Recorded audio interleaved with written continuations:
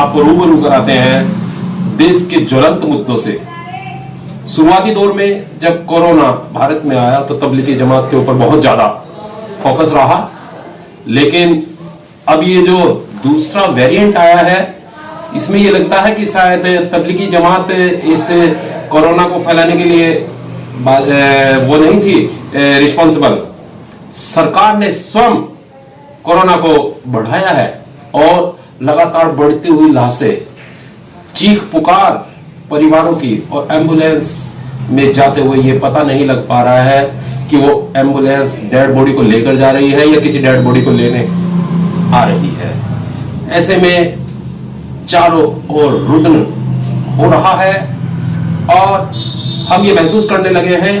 कि सरकार ने कुंभ का मेला जो कराया उसकी वजह से कई लाख की भीड़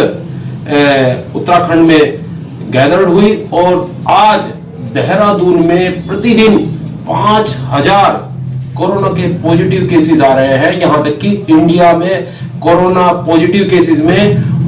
उत्तराखंड का देहरादून जनपद नंबर 1 पर आ गया है। तो इसलिए इसमें कोई दो राय नहीं होगी कि बहुत से मंच शायद मेरी बात से इत्तेफाक न रखें कि कुंभ से ही कोरोना देश में स्प्रेड हुआ है महामारी के रूप में और अत्यंत भयंकर विकृत रूप में कोरोना हमारे सामने आया है। शुरुआती दौर में जब कोरोना आया तो उस समय वह ज्यादा इफेक्टेड नहीं कर रहा था, लोगों को इतना ज्यादा वो नहीं कर रहा था, ऑक्सीजन की आवश्यकता नहीं पड़ रही थी। लेकिन अब इस वेरिएंट में लगातार वो सांस की नलियों को और मांसपेशियों को प्रभावित कर रहा है और शुरुआती 5-4 दिन में ही व्यक्ति की मौत हो जा रही है। और इस कहने में भी मुझे कोई गुरेज नहीं होगा कि जो सरकार ने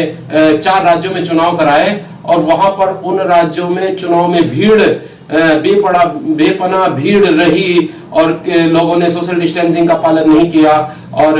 वहां पर मास्क का प्रयोग नहीं हुआ, किसी व्यक्ति को सैनिटाइज करने का प्रयास नहीं किया गया, तो इस वजह से भी कोरोना फैला है। ये बात ठीक है कि